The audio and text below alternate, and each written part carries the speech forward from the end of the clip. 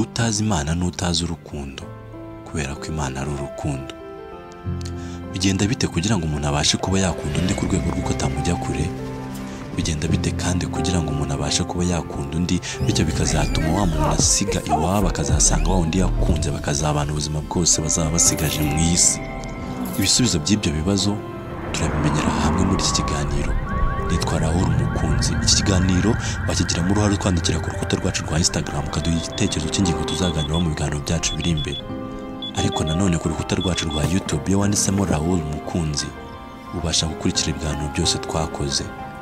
Murakaza neza mu isi y'urukundo, murakaza neza aho umuntu abasha gukunda undi akiyibagirwa n'urukundo. Ikaze muri iki kiganiro.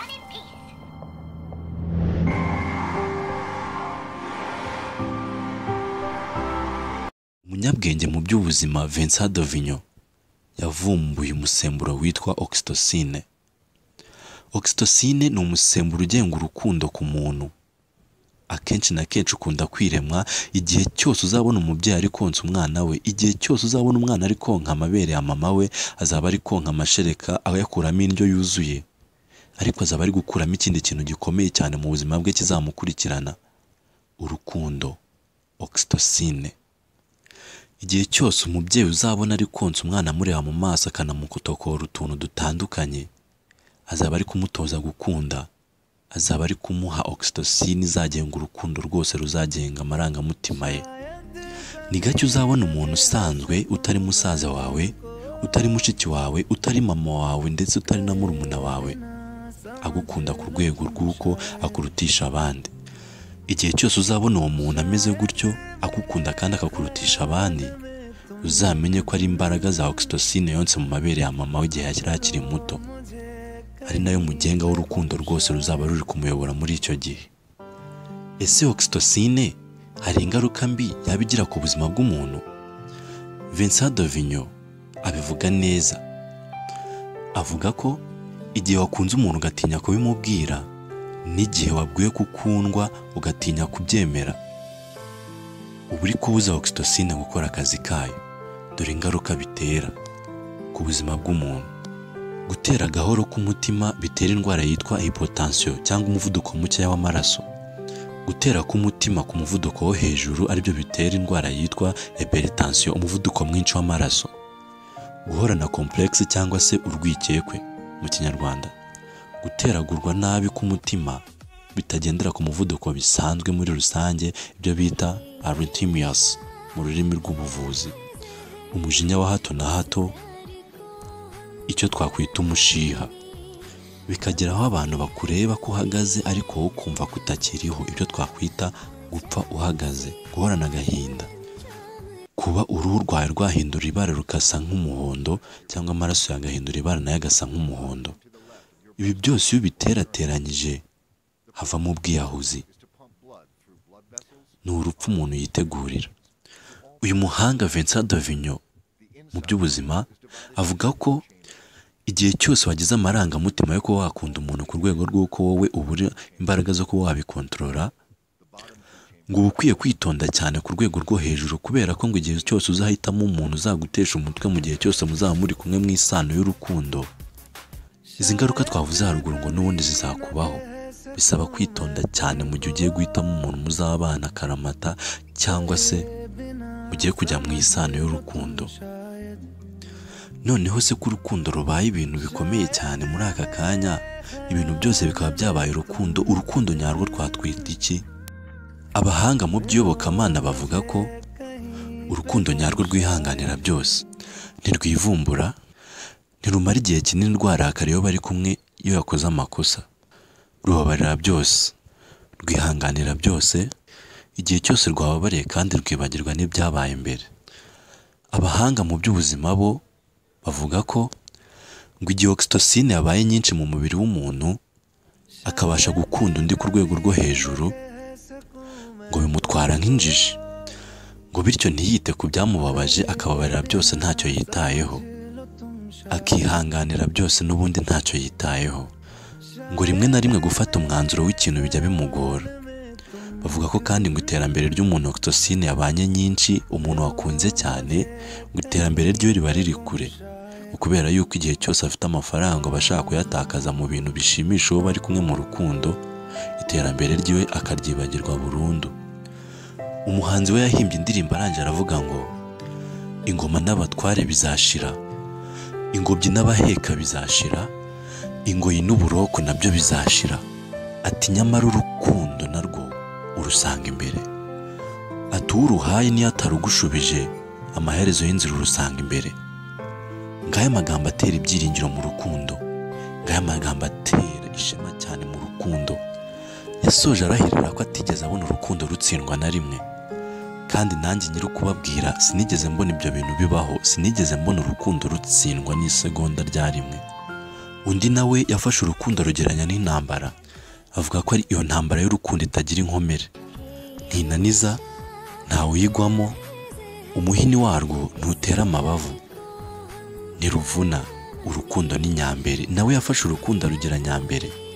Ubuzima bwose bw'abantu iyo barebye babona ko urukundo iyo ruza kuba ruyoboye nka mbere, cyangwa se urukundo iyo ruza kuba rukomeye, ndetse n'urukundo bakarugira nk'uko rwakagombye kuba ruri, amarira, amaraso, ibyo byose nta na kimwe twari kuzabona mu buzima bwacu bwa buri munsi cyangwa bwatambutse.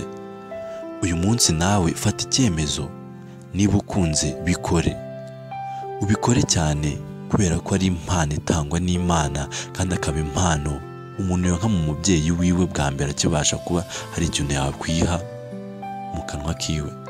Urwango rwo rute wimika amahoro n'urukundo. Abantu benshi baharanira indamu zabo cyangwa inyungu zabo ku giti cyabo, bakirengagiza ukuri, bakirengagiza urukundo, bagacikamira bamwe kugira ngo bunguke bimwe. Ariko ibyo byose bizashira, nyamara urukundo rwo ntabwo ruzigera ruvaho. Mwene muntu yivunira iki? N'ubundi byose ni ubusa, hazasigara urukundo. Umukire azabaho neza, umukene abeho ahatiriza, ariko iherezo ryabo bose ni bamwe, bazajya munsi y'ibitaka. Tuzabaho turi beza, inkumi, abasore, ariko n'ubundi ubwiza bwacu bwose buzamarwa n'iminkanyari. Nabonye abasaza ndetse n'abakecuru bagenda bafite agakaba. Nabonye abasaza mbona abakecuru bagenda bunamirije bafite utubando. Abo bose mbona barashaje, ntekereza ku buto bwabo, nibuka ko nabo bari bameze nka ba basore n'inkumi navuze haruguru. Abantu bazahemukira abandi, abandi bategana iminsi, ndetse abandi bazicana, ariko amaherezo y'abandi abo bazica nabo bazapfa.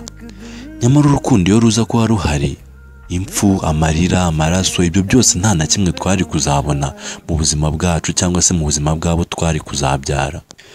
Nyuma y'uko tubonye ko tumaranira ubusa, uyu munsi wafata ikihe cyemezo?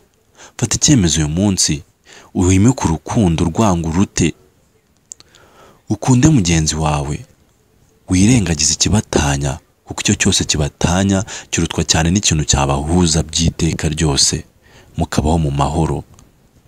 Ayo mahoro azira induru, mukabaho mu rukundo, urukundo ruzira urwango. Yego nibyo, umuntu nabeho uko ashaka, ariko yibuke ko igihe cyose azabaho amaherezo yiwe n'ubundi azajya munsi y'itaka, bityo bimutera imbaraga zo kuzabaho akunda mugenzi we, ndetse bimutera imbaraga nk'uzapfa ejo abeho nk'uzapfa ejo. Bizamutera kuba mu mahoro kandi ntawasagariye. Urwo ni urukundo. Tubeho twishimye, amahoro aganze, inda nini tuyimamayira, kuko nyine n'ubundi uko inda yiyongera niko ubwenge bubura, kandi uko ubwenge bubura niko urwango rubona inzira. Nitwa Hawul Mukunzi. Sinigeze na rimwe mbona urukundo rutsindwa. Nta munyabwenge wari ukwiye kwangana. Ubuzima bwose bw'umuntu nabonye ko bushingiye ku byifuzo. Niba ndi umusore, nzifuza kugira urugo nta kintu na kimwe rusaba.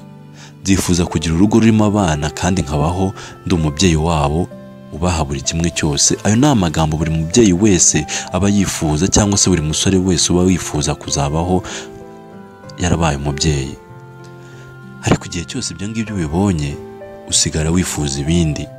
Wenda hari uwakwifuza ko yabona amasaziro y'abana be, yabona abana be bakora ubukwe, ndetse ibyo ngibyo iyo ugize n'amahirwe ukarambuka bibona, usigara wifuza kubona abana, abuzukuru bawe bazabyara.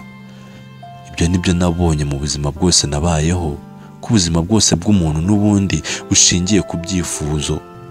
Iyaba twatungaga byibuze tukagera ku butunzi bwo kubona ubuzima bw'iteka ryose. Ariko mu isi y'uyu munsi ntacyo twakora kugira ngo tubashe gutsinda umwanzi wacu w'ibihe byose, urupfu. Niba tutamutsinda tukaba kandi ntacyo twahindura, abantu dupfa iki? Abantu twangira icy'urukundo?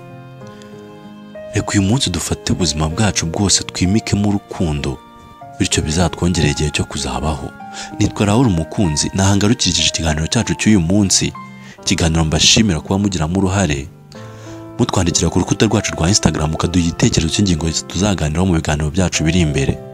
Iyo wanditsemo Raoul Mukunzi.